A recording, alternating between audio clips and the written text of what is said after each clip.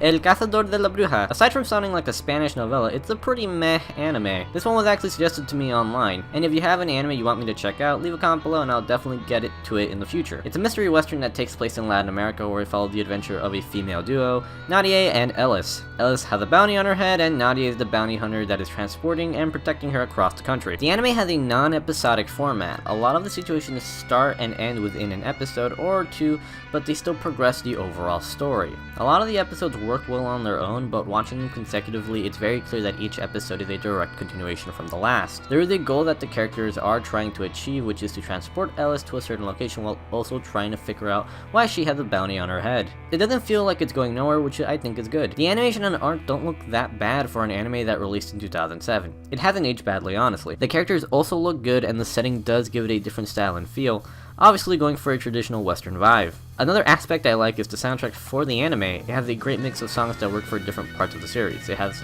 a mix of noir, western, and even has tracks that sound like old Spanish folk music. It's definitely my favorite thing about the anime. The thing is, the characters are the weakest portions of the anime, primarily Ellis and Nadia. Nadia is just your cool badass bounty hunter, and Ellis is just your deadpan character that gets more emotion as the series continues. The series doesn't give you much about them that makes you want to care for them. Nadia has this problem big time. The anime doesn't tell you much about her. Ellis is explored more in the series because she's basically a plot device, but it isn't anything that I didn't already see coming. The characters I did like were Ricardo and Lirio, mainly because they weren't as much of a focus as the others for a while. The show would cut to them on their adventure and it would show me him doing cool stuff like battles. The lack of screen time made him more mysterious, so it made me want to see him more. It made him much more interesting. Aside from the main characters, El Cazador de la Bruja doesn't do anything else bad, but it doesn't do anything to make itself stand out or memorable. A lot of the things in this anime I've seen other animes do better. It actually reminds me of a particular anime.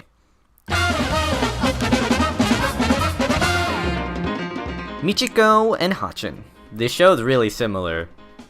Like, seriously, they're really bizarrely similar. Seriously, show starts with girl being taken away by stranger, female duo being chased by guys with guns, takes place in Latin America, duo travels across Latin America looking for something. It's a lot like Michiko and Hachin. And by the way, I know this anime premiered a year before Michiko and Hachin, so no one call me out on that in the comments. Everywhere the duo goes, they cause havoc and disaster because of the bounty.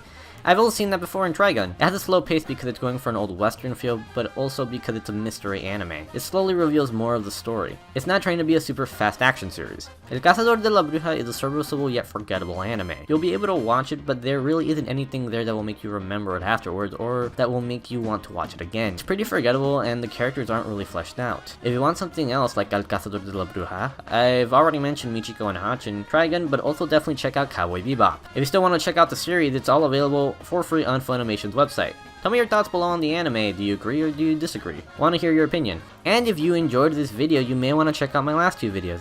I make videos about anime all the freaking time, and if you're interested in that, you should stay on the channel. If you hit the end of the video, I always appreciate that, and bye guys, see you in the next video, and thank you for watching.